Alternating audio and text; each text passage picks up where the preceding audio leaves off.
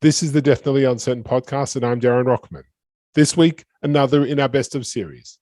This time, Cybersecurity, a podcast we recorded about a year and a half ago with Professor Yehuda Lindell, who talks about how one can protect oneself from the various threats of cyber infiltrators and other dangers out there in the digital world. A really important podcast that everybody should listen to. Enjoy. This is the Definitely Uncertain podcast, brought to you by Goldrock Capital. Each week, we look at how high net worth families can improve their lives, decisions, and investments in a deeply uncertain world. We always aim to provide practical information, even if we can't offer specific investment advice.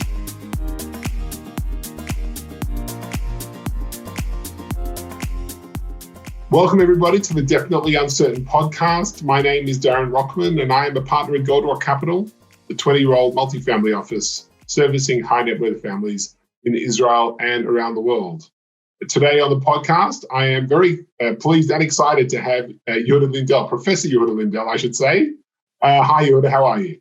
Good, how are you? Happy to be here. Great. Well, thanks for joining. So, I'm going to say three things about Yehuda Lindell. Three, and in no particular order. First, he's a professor of computer science at Bar-Ilan University here in Israel. He's the founder and CEO of Unbound Tech, which is a startup in the field of security and privacy. And not most importantly, but importantly to me, Yehuda and I went to school together at Yavneh College back in the 1980s in Melbourne, Australia. A long time ago. Definitely a long time ago. And actually, it reminds me, I don't know if you remember, the day that we got our first computer at Yavneh College. Do you remember this? I remember studying computers. I don't remember the computer, but I do remember that our teacher wanted us to use the punch card, so we'd learn about that before we went on to the modern technology of floppy disks. Exactly. You had to feed the punch card into the reader, and the computer was kept in this room behind the lock and key, and you weren't allowed to go in there without the teacher because it was this. It was like having a satellite, or I don't know, the tablets in the. It was pretty advanced back then, having a computer in school. Right. So that was impressive. And it wasn't a rich school either. Well, so a big shout out to all those Yavneh College graduates who are listening today. And one day you too could end up being a professor of computer science at a great university.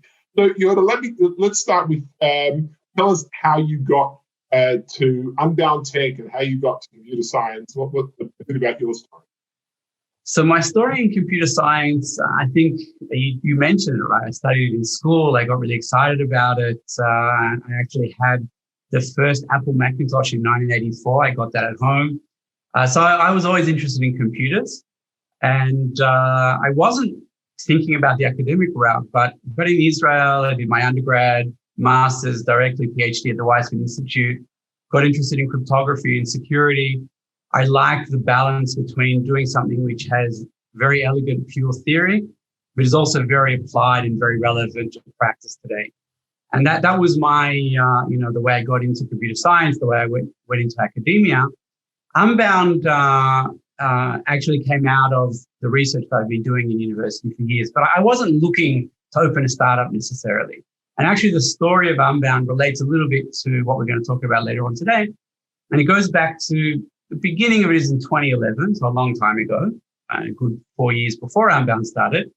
But RSA is this company that creates secure ID, which are these tokens that generate one-time passwords. And they were actually breached. And all of the secrets that he used to generate those one-time passwords were stolen.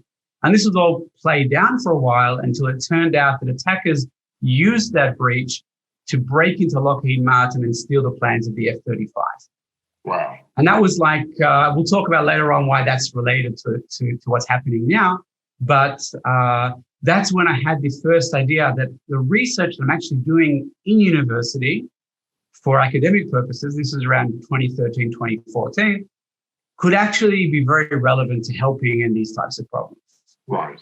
Well, that's obviously super relevant to what's going on today, because I think as everybody's seen, A couple of weeks back, the media reported a massive data breach, apparently emanating from Russia, which attacked, I think it was 85 US government agencies and corporates, including Microsoft, for example. So can you, in layman's terms, just explain to us what happened?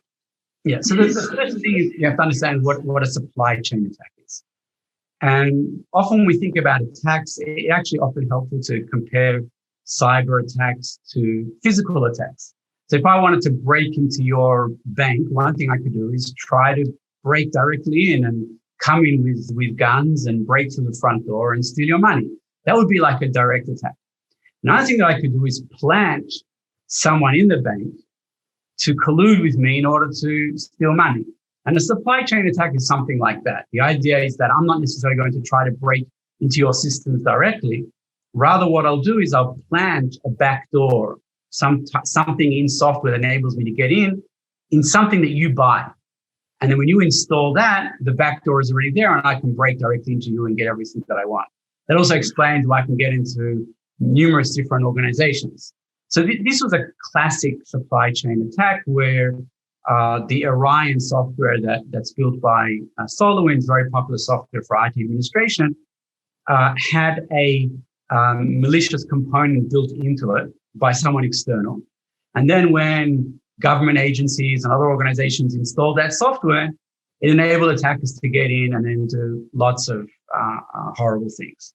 Right. But of course, when you get your guy working with you in the bank, you still got to get the money somehow out of the vault and then out of the bank itself so that you can sort of cart it away. So how did that happen? So here's the way it worked pretty much. There's this Orion software. The first thing that the attackers did is they bypassed what's called the code signing mechanism. One thing, think about when you update your app on your phone or when you have a software update. You want to make sure that it's actually legitimate software, right? Otherwise, someone could, send you something and say, "Oh, you have to update your Windows machine. Here's a Windows update." It's actually not Windows at all, but it's malware. So how do you know? It's something called digital signatures and code signing, which is a cryptographic way of telling you, "Don't worry, this really was issued by Microsoft or this update." Okay. And the attackers managed to bypass that system and get use of the legitimate key for signing on this malicious component. So now this malicious component looks to you like it's legitimate, but nobody knows about it. Okay. And that was now installed at the US Treasury Department, all these other places. And then that malicious component they put in enabled them to go and remotely log into those systems. Okay. And once they did that, they now did something else, which was they stole the key that's used to authenticate different users. So something called a SAML certificate. I won't go into the details of what it is, but there's, they're now issuing passports. Exactly. So now what happens is that the attackers can use that key to say, here, this is a legitimate user of the system. Let them go and do whatever they want to do. Uh-huh. And they could then they can get stuff out. And then you basically a legitimate user as far as they're concerned. You can do everything that you want. Okay. So we had this report, I think a week later, there were several reports of a hack at Israel's military industries, which is obviously a highly secure and sensitive organization. When you take these two reports together, they give the impression to the layman that the bad guys can get into almost anywhere. Is that the case? To some extent, unfortunately, I'm going to say to some extent, yes. But it's not as simple as that, right? And again, the comparison or the analog between the physical world and the cyber world are important. There's no such thing as 100% physical security either. In Israel, we're well aware of that. You can't completely stop terrorism. If someone really wants to attack, you can't completely stop it. What you can do is just make it hard enough or difficult enough that the damage is limited. But you can never, ever completely solve this problem. This is a problem that we are going to have to always live with. Right. Having said that, I think that it's important to distinguish a lot of things. Firstly, not all hacks are equal. So I don't know if you remember, every year or so, this anonymous group attacks Israel. They don't attack Israel. They bring down websites. They deface websites. And with the IMI attack also, I don't know. Maybe something big happened there. They didn't comment. But all that we do know is that they defaced the website. That's not a really serious attack. That's the criminal equivalent of vandalism, right? Exactly. It's really showing we can get you. Now, if they got into the system to do that, the question you always ask is, could they do other things as well? Right. But there are separations. Like the web server is actually something which is pretty public facing, so we often separate it from the rest of the system. Like actually, it's called a demilitarized zone. Actually, DMZ in the cyber world as well. Right. Just because you can vandalize a park, it doesn't mean that you can vandalize the office of the mayor. Exactly. And so not all attacks are equal. Sometimes they're very devastating. And a really strong, what we call APT, advanced persistent threat, coming out of a country like Russia, that's very, very difficult to prevent if someone really wants to go after you. Okay. However, the SolarWinds attack was a little bit different. The SolarWinds, they managed to get into many places. And SolarWinds actually made multiple mistakes that I think we can learn from. It's not just saying, this is life and we have to live with it, but it appears that their security posture wasn't very good. They didn't have a CISO, which is, especially considering what the type of customers they have, how could they as an organization not have a CISO? Didn't have a what?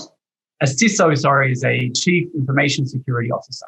Okay. So they didn't have one person, an executive, who sits on in the executive, whose sole responsibility is security. Right. And there's no excuse for that in organizations of that size today. They had cases of employee passwords posted publicly on the web by mistake. It was in 2019, there was a report that they had a server that had the password was SolarWinds 123. And if you got it, you could do everything. So this is an organization that didn't take security seriously, or at least that's the way it looks. Right. And vendors buying, if you're buying from such a vendor, you need to actually ask the right questions to ensure that they do take security seriously. And when they don't, you should think twice. I'll give you just a small example from us as a startup. It's just we're a small company, but it's important to take these things seriously. So we wanted to get an HR system, like an HR SaaS system. And one of the things that I asked in every organization that we spoke to is I asked, have they done security reviews? Have they done what's called pen testing? And can we see those reports? And one of the organizations actually was our favorite. When we saw the report, there was a whole list of problems they found, and they decided they're only going to deal with the most severe. And the other ones, some of them that are actually quite serious, they're afraid if they fix everything, they'll break other things. And we didn't buy from that vendor, because if you take security seriously, you have to ask the right questions also about who you're buying. Okay. So there are no guarantees with things that you can do things better.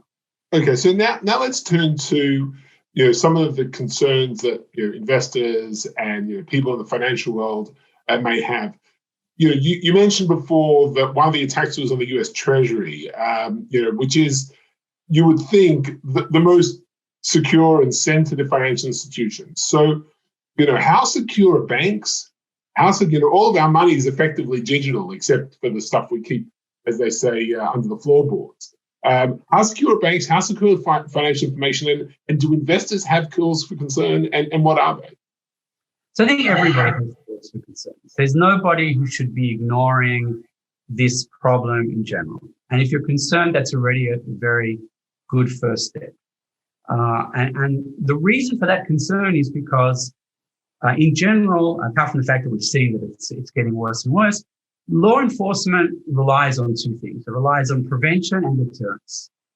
But deterrence is the main thing, because the reason I don't rob a store, apart from the fact that I don't like to steal because I'm ethical, but if we put that aside, it's much less about the fact that I think a policeman's going to walk in right when I'm carrying out the act, but much more about that I'm going to get caught later on. But cyber criminals are all around the world. They're in places that we don't have jurisdiction. We can't get to them. So this is the concern. And it's just going to get worse. Things like ransomware, where someone installs malware on your machine and encrypts all of your information, and if you don't pay them, they won't open it for you. That's becoming a big concern. I don't think there's any board who should be ignoring this. Every board should be asking their company, what do you do about ransomware? What do you do about security? What measures do you have in place? So all of that is very important. It doesn't mean that you can solve the concerns, but you can do a good job. And if we go now to the banks and financial organizations, if you think about the big traditional ones, they're actually typically conservative and quite advanced. So they're the most advanced. It doesn't mean that information won't be leaked. The chances, though, of money being stolen that the bank won't be able to give back to you is very, very low. If someone via the bank system steals your money, then you'll get that money back. If it's via your systems because you were careless, you put your password on your screen or you were, or something like that, then that's a more difficult question. Okay. So now let's talk a little bit about what you guys are doing at Unbound Tech. I want to come back to the security for investors in a minute, but this is part of the mission statement of your company. So what are you actually trying to do to solve it in layman's terms? Yeah. So what Unbound primarily does is protects and takes care of the keys that provide the security for privacy and for integrity. All these digital signing and encryption. Those secret keys, if you steal them, everything is lost. That was what we talked about. If you stole the key that's used to issue tokens to allow people to carry out operations, you can do everything that you want. So we protect them, and we have a lot of advanced properties like ensuring that usage of keys is according to policy, that you can ensure that only the right person is allowed to use it at the right time, what makes sense. We enable this protection of keys to be anywhere on all computing environments. So therefore, security being easy to use is extremely important. When it's hard to use, it doesn't get done. Right. So that's also very much about part of our mission is making cryptography, which is really a cornerstone of computer security, accessible, easy to use, and provide powerful controls around those cryptographic systems. Right. And this solution is available for companies, for large institutions. Who's it aimed at? So it's available obviously for everyone, but it's more suited to enterprises who have a team that know how to manage in general these types of keys, and you're running software internally. If you're a small organization, you're often buying SaaS. You don't actually run many systems yourselves, and we don't provide a service. We provide actual software that you run in-house. Larger enterprises always do that, so it's very suited for that. Right. Okay. And this is all based, I assume, on the research that you've been doing for years and years. Yeah. So the core technology is based on research that 20 years, again showing our age. 20 years of research. We were just in the playground about 3 days ago, as far as I remember. Yeah, 3 days. So that's certainly part of the main part of the core. But as with any good software solution, it's the core is something that the customer doesn't necessarily see. That just enables them to get something that works the way they want it to. And being able to provide a very broad platform, a unified solution to many of these similar problems in an organization, that's the great software engineering team that we have here. Well, that's been really hugely helpful in helping people understand, what's going on and where some of the weaknesses are. If we move sort of to the practical area, for individuals and particularly for high net worth investors that have significant assets and hold the keys to lots of different bank accounts and things like that, what are some of the things that they can do in order to, you said that you can't completely rule out, but to try and improve their chances of not getting hurt by a cyber attack or a ransomware attack? So I have a list of things that I can tell you, but I want to start with the most important thing. And the background, the context for the most important thing is that in the same way that we educate ourselves and our children about physical safety, we need to educate ourselves and our children about cybersecurity. And if we don't do that, we won't have any chance. So the first thing I would say, especially for the type of the audience that we're talking to here, get professional help. This isn't something which is, okay, I'll read an article in a newspaper about cybersecurity tips for 2021, right? That's garbage. Right? Get professional help. Get someone who'll advise you, who'll look at your systems, who'll help you set up something that will ensure that you're safe, who ensure that you have backups as well, so you won't lose your data in the case of a ransomware attack. ensure that your authentication systems are the way they should, that you're using multi-factor authentication. There are many different solutions out there, but individuals who aren't security professionals, you can do some things, and I'll give you some ideas. But the most important thing is get help. Get someone professional. At Unbound, we're security professionals. We have an external advisor to verify our security posture across the company. So it's if we do that, then the everyday person who has significant net worth should also always be doing that. Sure. Beyond that, I think, again, without going into things like, make sure that you're using strong passwords for your important accounts. And don't confuse your important accounts and your garbage accounts. If you have a password for your newspaper account, that can be garbage, okay? That can be Darren123, it doesn't matter. How did you know? But make sure but that's not my bank account one. That's Darren321. Right, exactly. And make sure that your other passwords are very good and use multi-factor authentication, and make sure that you're careful about phishing and what you download and what you click on. All of that is, that's pretty standard. But I think it's the awareness which is most important. Assume that everything that you do may be exposed. Okay, so when someone calls me or someone sends me an email and says, I want, can you give me a reference on this person? If it's a good reference, I'll answer by email. If it's a bad reference, I'll say, give me a call. Likewise, make sure that, and this again relates to awareness, make sure that security is something that's really important, not just a checklist. Many people have like this checklist. Do you encrypt? Yes, great. But what does that mean? Where do you keep your data? How do you protect it? There's much more. So make sure that when you're interacting, when you're buying a system, for example, you have someone who really understands security to make sure that they really understand and care about security. It doesn't mean it'll be perfect. That'll put you in a much better position. Right. Okay. Well, fantastic. Well, Yehuda, thank you very, very much. That was firstly really eye-opening, a little scary, but it's good to know that super smart people like you are on the case and trying to help us all stay safe. And the good guys should win.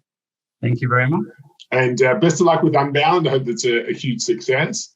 And thanks everybody for listening, particularly those from Yavne College. And you'll tune into further episodes of the Definitely Uncertain podcast as they come out. Wishing everybody a safe, healthy 2021. Hope everybody gets the vaccination really soon. And we'll see you next time. Thank you.